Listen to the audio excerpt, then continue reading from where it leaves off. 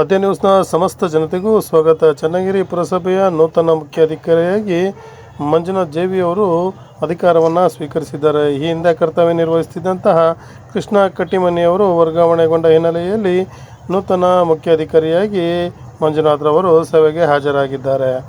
ಈ ಹಿಂದೆ ಚನ್ನಗಿರಿ ಪಟ್ಟಣದಲ್ಲಿ ಕಂದಾಯ ಅಧಿಕಾರಿಯಾಗಿ ಕಳೆದ 2.5 ವರ್ಷಗಳಿಂದ ಸೇವೆಯನ್ನು ಸಲ್ಲಿಸಿದ್ದು, ನಂತರ ಉನ್ನತ ಹುದ್ದೆಗೆ ಮೇಲ್ದರ್ಜೆಗೆ ಏರಿದ ಹಿನ್ನೆಲೆಯಲ್ಲಿ ಚನ್ನಗಿರಿ ಪುರಸಭೆಯ ಮುಖ್ಯಾಧಿಕಾರಿಯಾಗಿ ಅಧಿಕಾರವನ್ನು ಸ್ವೀಕರಿಸಿದ್ದಾರೆ. ಈ ಸಂದರ್ಭದಲ್ಲಿ ಪುರಸಭೆಯ ಮುಖ್ಯಾಧಿಕಾರಿಯಾದಂತಹ ಕೃಷ್ಣ ಕಟ್ಟಿಮನಿ ಅಧಿಕಾರವನ್ನು ಹಸ್ತಾಂತರಿಸಿದರು.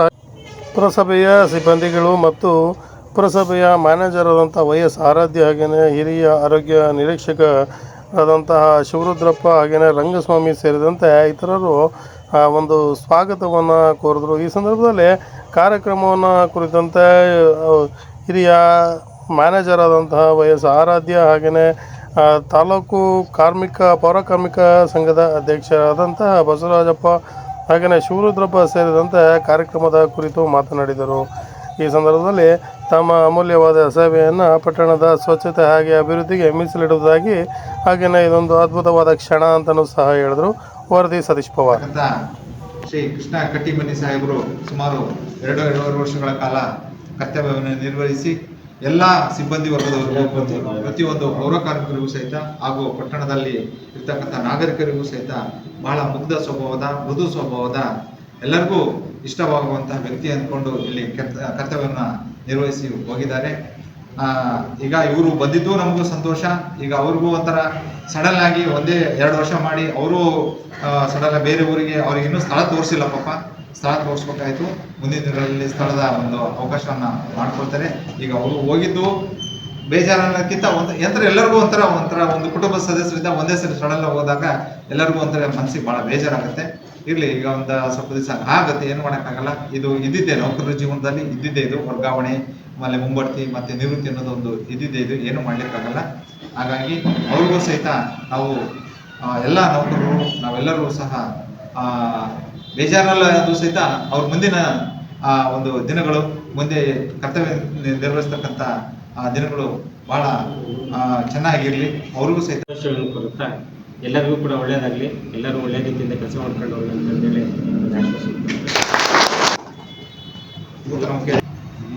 ಮುಖ್ಯಾಧಿಕಾರಿಗಳಾಗಿ ಬಂದರೆ ಎಲ್ಲರಿಗೂ ಸ್ಪಂದಿಸ್ತಾರೆ ಅನ್ನೋ ಒಂದು ಖುಷಿ ಇದೆ ಮನಸ್ಸಿನಾಗೆ. ಎಲ್ಲ ಒಳ್ಳೆ ಇದು ಮಾಡಲಿ, ನಮ್ಮ ಸಂಘಕ್ಕೂ ಸ್ವಲ್ಪ ಸಪೋರ್ಟ್ ಮಾಡ್ಕೊಂಡು ಸ್ವಲ್ಪ ಹೆಲ್ಪ್ ತಂತ್ರ ಕೆಲಸ ಮಾಡಲಿ ಅಂತ ಕೇಳ್ತಾ ಮಾತನಾಡ್ಲಿಕ್ಕೆ ಅವಕಾಶ ಮಾಡಿಕೊಡ್ತಾರೆ. ಕಾರ್ಯಕ್ರಮದಲ್ಲಿ ಉಪಸ್ಥಿತರಿರುವಂತಹ ನಮ್ಮ ಪೌರ ನೌಕರರ ಸಂಘದ ಅಧ್ಯಕ್ಷರು, ಉಪಾಧ್ಯಕ್ಷರು ಹಾಗೂ ಎಲ್ಲ ಪದಾಧಿಕಾರಿಗಳು ಹಾಗೂ ಕಚೇರಿಯ ವ್ಯವಸ್ಥಾಪಕರು, ಹಿರಿಯ ಆರೋಗ್ಯ ನಿರೀಕ್ಷಕರು ಹಾಗೂ ಕಚೇರಿಯ ಎಲ್ಲ ಸಿಬ್ಬಂದಿಗಳು ಹಾಗೂ ಎಲ್ಲ ನನ್ನ ನೆಚ್ಚಿನ ಪೌರ ಕಾರ್ಮಿಕರು ಹಾಗೂ ಎಲ್ಲ ಸಿಬ್ಬಂದಿಗಳು ಹಾಗೂ ಗುತ್ತಿಗೆದಾರರು ಹಾಗೂ ಸಾರ್ವಜನಿಕರು ಎಲ್ಲರಿಗೂ ವಂದಿಸುತ್ತಾ, ಇವತ್ತಿನ ದಿವಸ ಈ ಒಂದು ಸಂದರ್ಭ ನನ್ನ ಜೀವನದಲ್ಲಿ ಬರುತ್ತೆ ಅಂತ ನಾನು ಯಾವತ್ತೂ ಅಂದ್ಕೊಂಡಿರಲಿಲ್ಲ. ಯಾಕಂದರೆ ನಮ್ಮದು ತುಂಬ ಒಂದು ಬಡ ಕುಟುಂಬ. ಆ ಕುಟುಂಬದಲ್ಲಿ ನಾವು ಕೆಲಸವನ್ನು ಮಾಡಿಬಿಟ್ಟು ಓದಿ ಒಂದು ನಿರಂತರ ಅಭ್ಯಾಸದಿಂದ ಒಂದು ಸರ್ಕಾರಿ ನೌಕರಿಯನ್ನು ತೆಗೆದುಕೊಂಡೆ. ಅವಾಗ ಅಟ್ ಎ ಟೈಮ್ ನನಗೆ 3 ನೌಕರಿಗಳು ಸಿಕ್ಕು. ಒಂದು ಟೀಚರ್, ಇನ್ನೊಂದು ಪೊಲೀಸು, ಆಮೇಲೆ ಇನ್ನೊಂದು ಕ್ಲರ್ಕ್. 3 ಅಟ್ ಎ ಟೈಮ್ ಬಂತು. ನಾನು ಪೊಲೀಸ್ ಕ್ಲರ್ಕ್ ಬಿಟ್ಟು ಟೀಚರ್ ವೃತ್ತಿಯನ್ನು ಆಯ್ಕೆ ಮಾಡ್ಕೊಂಡೆ. ಶಿಕ್ಷಕ ವೃತ್ತಿ ಭಾಳ ಇದು ಅಂತಂದು ಅದಕ್ಕೆ ನಾನು ಆಯ್ಕೆ ಮಾಡ್ಕೊಂಡು ಹೋಗಿ ಅಲ್ಲಿ ಒಂದು 4 ವರ್ಷಗಳ ಸೇವೆಯನ್ನು ನೀಡಿದೆ. ನಂತರ ನಾನು ಮತ್ತೆ ಡಿಗ್ರಿಯನ್ನು ಮಾಡಿಬಿಟ್ಟು ಆವಾಗ ನಮ್ಮ ಇಲಾಖೆಯಲ್ಲಿ ಕಂದಾಯ ನಿರೀಕ್ಷಕರ ಒಂದು ಹುದ್ದೆಯನ್ನು ಕಾಲ್ ಮಾಡಿದರು. ಅದಕ್ಕೆ ನಾನು ಅಪ್ಲೈ ಮಾಡಿದಾಗ ಭಾಳ ಕಡಿಮೆ ಪೋಸ್ಟ್ ಇದ್ದು, ಕೇವಲ 120 ಪೋಸ್ಟ್ ಇದ್ದು. ಭಾಳ ಸುಮಾರು ಜನ ಹಾಕಿದ್ರು. ನಂದು ಆಗುತ್ತೆ ಅಂತ ನಾನು ಅಂದ್ಕೊಂಡಿರಲಿಲ್ಲ. ಆದರೂ ನನ್ನ ಪ್ರಯತ್ನದಿಂದ ಅದರಲ್ಲಿ ಯಶಸ್ವಿ ಆದೆ ನಾನು. ನಂತರ ನಾನು ಕಂದಾಯ ನಿರೀಕ್ಷಕನಾಗಿ, ಶಿಕ್ಷಕ ವೃತ್ತಿಯಿಂದ ಕಂದಾಯ ನಿರೀಕ್ಷಕನಾಗಿ ಮೊದಲ ಬಾರಿಗೆ ಹಾವೇರಿ ನಗರಸಭೆಗೆ ಹೋದೆ. ಅಲ್ಲಿ ಒಂದು 4 ವರ್ಷ ನೌಕರಿಯನ್ನು ಮಾಡಿ ನಂತರ ಹರಪನಹಳ್ಳಿ ಪುರಸಭೆಗೆ ವರ್ಗಾವಣೆಯಾಗಿ ಬಂದೆ. ಅಲ್ಲಿ ನಂತರ ನನಗೆ 5 ವರ್ಷಕ್ಕೆ ನಮಗೆ RO ಹುದ್ದೆಗೆ, ಕಂದಾಯಾಧಿಕಾರಿ ಹುದ್ದೆಗೆ ಪದೋನ್ನತಿ ಆಯಿತು. ಅದಾದ ನಂತರ ಅಲ್ಲಿಂದ ನಾನು ಬ್ಯಾಡಗಿ ಪುರಸಭೆಗೆ ಹೋದೆ. ಅಲ್ಲಿ 2.5 ವರ್ಷ ಮಾಡಿ ನಂತರ ಹರಿಹರಕ್ಕೆ ಬಂದೆ. ಹರಿಹರ ನಗರಸಭೆಯಲ್ಲಿ ಸುಮಾರು 4.5 ವರ್ಷಗಳ ಕಾಲ ಅಲ್ಲಿ ಸೇವೆಯನ್ನು ಸಲ್ಲಿಸಿ ನಂತರ ಅಲ್ಲಿ ನನ್ನನ್ನು ಅಲ್ಲಿ ಇದೇ ರೀತಿ ಡಿಸ್ಟರ್ಬ್ ಆಯಿತು. ಇಲ್ಲಿದ್ದ ಕಂದಾಯಾಧಿಕಾರಿ ಅಲ್ಲಿಗೆ ಬಂದರು. ಹಂಗಾಗಿ ನಾನು ಅಲ್ಲಿಂದ ಇಲ್ಲಿಗೆ ಬಂದೆ. 2 ವರ್ಷ ಮಾಡಿ ಈಗ 10 ವರ್ಷಗಳ ಒಂದು ಸೇವೆ ನಂತರ ನಮ್ಮ ಒಂದು ಪ್ರಯತ್ನಕ್ಕೆ ನಾನು ಅವಾಗಲೇ KS ಆಗ್ಬೇಕಂತ ನನ್ನೊಂದು ಮಹದಾಸೆ ಇತ್ತು. ಎಕ್ಸಾಮ್ ಕೂಡ ಬರೆದಿದ್ದೆ, ಆದರೆ ಒಂದು 10 ಮಾರ್ಕ್ಸಲ್ಲಿ ಅದು ಹೋಗಿತ್ತು. ಈಗ ನನಗೆ ಹುದ್ದೆಯಲ್ಲಿ KS ಸಮಾನಾಂತರ KMAS ಈಗ ಗ್ರೇಡ್ 1 ಹುದ್ದೆಗೆ ನನಗೆ ಸಿಕ್ಕಿದ್ದು ತುಂಬ ಖುಷಿಯಾಗಿದೆ. ಯಾವುದೇ ಒಂದು ಹುದ್ದೆ ಸಿಗಬೇಕಂದ್ರೆ ಅದಕ್ಕೆ ಸತತ ಪರಿಶ್ರಮ ಬೇಕು. ಯಾವುದೇ ನಾವು ಹಾಗೆ ಪ್ರಯತ್ನ ಇಲ್ಲದಲ್ಲೇ ಯಾವುದು ಸಿಗಲ್ಲ. ಹಂಗಾಗಿ ಅದು ಇವತ್ತಿನ ದಿವಸ ನನ್ನ ಜೀವನ ಒಂದು ಸಾರ್ಥಕ ಆಯಿತು ಅಂತ ನಾನು ಭಾವಿಸಿದ್ದೇನೆ. ಅದೇ ರೀತಿ ಈಗ ಸರ್ಕಾರದ ಮಟ್ಟದಲ್ಲಿ ವರ್ಗಾವಣೆಗಳು, ಪದೋನ್ನತಿ ಹೊಂದಾಗ ಒಬ್ಬರ ಜಾಗಕ್ಕೆ ಇನ್ನೊಬ್ಬರ ಜಾಗ ಆಗ್ತಕ್ಕಂಥದ್ದು ಸರ್ಕಾರದ ಆದೇಶ ಆಗಿರುತ್ತೆ. ಅದು ಒಂದು ಕಾಕತಾಳೀಯ ಅನ್ನಂಗೆ ಒಂದು ಸಂದರ್ಭ, ಒಂದು ಘಟನೆಯಿಂದ ಅದು ನನ್ನ ಒಂದು ಕಾರ್ಯನಿರ್ವಹಿಸುವ ಕ್ಷೇತ್ರದಲ್ಲೇ ನನಗೆ ಒಂದು ಪದೋನ್ನತಿ ಸಿಕ್ಕಿ ಒಂದು ಉನ್ನತ ಹುದ್ದೆ ಸಿಕ್ಕಿದೆ. ಯಾಕೆಂದರೆ ಎಲ್ಲರೂ ನಮಗೆ ಪರಿಚಿತರೇ. ಎಲ್ಲರ ನಡುವೆ ನಿಮ್ಮೆಲ್ಲರ ಒಂದು ಸಹಕಾರ, ಆರೈಕೆಯಿಂದ ಇಲ್ಲಿ ಒಂದು ಸಿಕ್ಕಿದೆ. ಅದೇ ರೀತಿ ನಮ್ಮ ಗುರುಗಳು, ನಮ್ಮ ಕಟ್ಟಿಮನಿ ಸರ್ ನಮ್ಮ ಗುರುಗಳಂತ ನಾವು ಯಾವಾಗಲೂ ಹೇಳ್ತೀವಿ. ಯಾವಾಗಲೂ ನಾವು ಜೊತೆಗೆ ಇದ್ವಿ, ಜೊತೆಗೆ ಕೆಲಸ ಮಾಡಿದ್ವಿ, ಜೊತೆಗೆ ಬರ್ತಾ ಇದ್ವಿ ಬಸ್ಸಲ್ಲಿ. ಆಮೇಲೆ ಏನೇ ಇದ್ರೂ ನಮ್ಮ ಹತ್ರ ಡಿಸ್ಕಸ್ ಮಾಡೋರು. ಈ ವಿಚಾರನೂ ಕೂಡ ನಾವೆಲ್ಲ ಡಿಸ್ಕಸ್ ಮಾಡಿ ಆದರೂ ಕೂಡ ಅದು ಪ್ರಯತ್ನ ಆಗಲಿಲ್ಲ. ಹಂಗಾಗಿ ಅವರು ಇವತ್ತು ಅನಿವಾರ್ಯವಾಗಿ ಹೋಗ್ಬೇಕಾಯಿತು.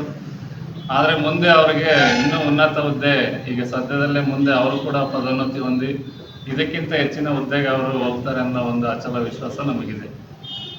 ಅದೇ ರೀತಿ ಕಟ್ಟಿಮನಿ ಸರ್ ಅವರು ಈಗ 2 ವರ್ಷ ಮಾಡ್ದಂಗೆ ಯಾರಿಗೂ ಕೂಡ ಅವರು ತೊಂದರೆಯನ್ನು ಕೊಡಲಿಲ್ಲ. ಅವರಿಗೆ ತೊಂದರೆ ಆಗುತ್ತೆ ಅನ್ನೋ ರೀತಿ ಇದ್ದ ಕೂಡ ಬೇರೆಯವರಿಗೆ ತೊಂದರೆ ಕೊಡ್ದಂಗೆ, ಯಾರಿಗೂ ಇದು ಮಾಡ್ದಂಗೆ ಅವರು ಕೆಲಸವನ್ನು ನಿರ್ವಹಿಸಿದ್ರು. ಆದರೆ ಎಲ್ಲರದ್ದು ಒಂದೊಂದು ರೀತಿ ಒಂದು ವರ್ಕ್ ಸ್ಟೈಲ್ ಇರ್ತದೆ. ಎಲ್ಲರೂ ಒಂದೇ ರೀತಿ ಇರೋಕ್ಕೆ ಸಾಧ್ಯ ಇರಲ್ಲ. ಹಂಗಾಗಿ ನಮ್ಮ ಉದ್ದೇಶ ಮುಖ್ಯವಾಗಿ ಏನಪ್ಪ ಅಂದರೆ, ಪಟ್ಟಣದಲ್ಲಿ ನಮ್ಮದು ಪುರಸಭೆ ಅನ್ನೋದು ಇಲ್ಲಿ ಪಟ್ಟಣದಲ್ಲಿ ಸಾಕಷ್ಟು ಡಿಪಾರ್ಟ್ಮೆಂಟ್ಸ್ ಇದ್ದಾವೆ. ಏನಿಲ್ಲ ಅಂದ್ರೆ ಒಂದು 25-30 ಡಿಪಾರ್ಟ್ಮೆಂಟ್ ಬರ್ಬೋದು. ಆದರೆ ಎಲ್ಲರಿಗಿಂತ ಫಸ್ಟ್ ಕಾಣೋದು ನಾವೇ, ಪುರಸಭೆ. ಬೇರೆ ಯಾವ ಡಿಪಾರ್ಟ್ಮೆಂಟು ಕಾಣಲ್ಲ. ಯಾಕಂದರೆ ಮುಖ್ಯವಾಗಿ ನಮ್ಮದು ಸ್ವಚ್ಛತೆ. ಯಾರೇ ಬಂದರೂ ಸಿಟಿಗೆ ನೋಡಿದ ತಕ್ಷಣ ಏನು ಇಂಪ್ರೆಷನ್ ಬರುತ್ತೆ, ಆ ಊರಿಂದ ಸ್ವಚ್ಛ ಆಯಿತೋ ಇಲ್ಲ ನೋಡಿ ಆ ಒಂದು ಸ್ವಚ್ಛತೆ ಮೇಲೆ ಆ ಊರನ್ನು ಅಳಿತಾರೆ ಯಾರೇ ಜನ ಆಗಲಿ. ಹಂಗಾಗಿ ನಾವು ಜನರ ಆರೋಗ್ಯವನ್ನು ಕಾಪಾಡುವ ಮಹತ್ವದ ಹೊಣೆಯನ್ನು ಹೊಂದಿದ್ದೇವೆ. ಆ ಒಂದು ನಿಟ್ಟಿನಲ್ಲಿ ನಾವೆಲ್ಲರೂ ಕೂಡ ಕೈಗೂಡಿಸ್ಕೊಂಡು ಎಲ್ಲರ ಸಹಕಾರದಿಂದ ನಾನು ಕೂಡ ನಿಮ್ಮಲ್ಲಿ ನಾನು ಕೂಡ ಒಬ್ಬ ಪೌರ ನೌಕರ. ಆದರೆ ಎಲ್ಲರೂ ಕೂಡ ನನ್ನ ತಂಡದವ್ರು. ನೀವು ತಂಡವನ್ನು ಮುನ್ನಡೆಸೋಕ್ಕೆ ನಮ್ಮನ್ನ ಸರ್ಕಾರ ಇಲ್ಲಿ ಮಾಡಿದೆ ಹೊರತು ನಾವಿಲ್ಲಿ ಯಾರಿಗೂ ಬಾಸ್ ಅಲ್ಲ, ಯಾರಿಗೂ ದೊಡ್ಡರಲ್ಲ. ಆ ಒಂದು ನೀವು ಮನಸ್ಥಿತಿಯನ್ನು ಇಟ್ಕೋಬೇಡ್ರಿ. ನಾನು ಸದಾ ನಿಮ್ಮೊಂದಿಗೆ ಇರ್ತೇನೆ. ನೀವು ಕೂಡ ಈಗ ಇಲ್ಲಿವರೆಗೂ ಹೆಂಗೆ ಕರ್ತವ್ಯವನ್ನು ನಿರ್ವಹಿಸಿದ್ರೋ ಅದಕ್ಕಿಂತ ಹೆಚ್ಚಿನ ಒಂದು ಶ್ರಮದಿಂದ ಹಾಕಿ ಮಾಡಿದಾಗ ನಮ್ಮ ಪುರಸಭೆಗೆ, ನಮ್ಮ ಊರಿಗೆ ಹೆಸರು ಬಂದರೆ ನಮ್ಮೆಲ್ಲರಿಗೂ ಹೆಸರು ಬರುತ್ತೆ. ಕೇವಲ ನನಗಷ್ಟೇ ಬರಲ್ಲ, ನಿಮ್ಮೆಲ್ಲರಿಗೂ ಬರುತ್ತೆ. ಹಂಗಾಗಿ ಏನು ನಾವು ಇಷ್ಟು ದಿನ ಮಾಡಿದ್ವಲ್ಲ, ಅದರಲ್ಲಿ ಸುಮಾರು ಬದಲಾವಣೆಗಳನ್ನು ಆಗಬೇಕಾಗಿದೆ. ಯಾಕಂದರೆ ನಾವು ಈಗ 2 ವರ್ಷ ನೋಡ್ದಂಗೆ ಇಲ್ಲಿ ಇನ್ನೂ ಸಾಕಷ್ಟು ಬದಲಾವಣೆಗಳು ಆಗಬೇಕಾಗಿದೆ. ಆ ನಿಟ್ಟಿನಲ್ಲಿ ನಾನು ಎನಿ ಟೈಮ್ ನಿಮಗೆ ಏನೇ ಸಹಕಾರ ಇರಲಿ, ಮಾರ್ಗದರ್ಶನ ಇರಲಿ, ನಿಮ್ಮೊಂದಿಗೆ ನಿಮ್ಮೆಲ್ಲರ ಮುಂದೆ ನಾನು ನಿಂತಿರ್ತೇನೆ. ನಿಮಗೆ ಯಾವುದೇ ರೀತಿಯ ಅಂಜಿಕೆ ಅಳುಕು ಇಲ್ದಂಗೆ ನಾವು ನೋಡ್ಕೊತೀವಿ. ನಿಮಗೆ ಯಾವುದೇ ತೊಂದರೆ ಆಗ್ದಂಗೆ ನಾವು ನೋಡ್ಕೊತೀವಿ. ಅದೇ ರೀತಿ ಪುರಸಭೆಯ ಹೆಸರನ್ನು ಉಳಿಸ್ಲಿಕ್ಕೆ ನೀವೆಲ್ಲರೂ ಕೂಡ ನನ್ನೊಂದಿಗೆ ಕೈ ಜೋಡಿಸ್ತೀರಿ ಅನ್ನೋ ಒಂದು ವಿಶ್ವಾಸ ನನಗಿದೆ. ಹಂಗಾಗಿ ನಾವೆಲ್ಲರೂ ಕೂಡಿ ಸ್ವಚ್ಛ, ಸುಂದರ, ಚೆನ್ನಾಗಿರಿಯನ್ನು ನಿರ್ಮಾಣ ಮಾಡಲಿಕ್ಕೆ ಎಲ್ಲರೂ ಪ್ರಯತ್ನ ಪಡೋಣ ಅಂತ ಹೇಳ್ತಾ, ಈ ಒಂದು ಅವಕಾಶವನ್ನು ಮಾಡಿಕೊಟ್ಟಂತಹ ಎಲ್ಲ ನನ್ನ ತಂದೆ ತಾಯಿಗಳಿರ್ಬೋದು, ಬಂಧುಗಳಿರ್ಬೋದು, ಎಲ್ಲ ಸರ್ಕಾರ ಇರ್ಬೋದು, ಎಲ್ಲ ಅಧಿಕಾರಿಗಳು ಇರ್ಬೋದು, ಹಿತೈಷಿಗಳು, ನೀವೆಲ್ಲರೂ ಕೂಡ ನಾನು ವಂದಿಸುತ್ತಾ ಮುಂದೆ ಎಲ್ಲರೂ ಕೂಡ ಪತ್ರಿಕಾ ಬಳಗದವರೆಗೂ ಕೂಡ ಎಲ್ಲರಿಗೂ ಕೂಡ ವಂದಿಸುತ್ತಾ ಮುಂದೆ ಎಲ್ಲರ ಸಹಕಾರ ನನ್ನೊಂದಿಗಿರಲಿ ಅಂತ ಹೇಳ್ತಾ ನನ್ನ ಒಂದು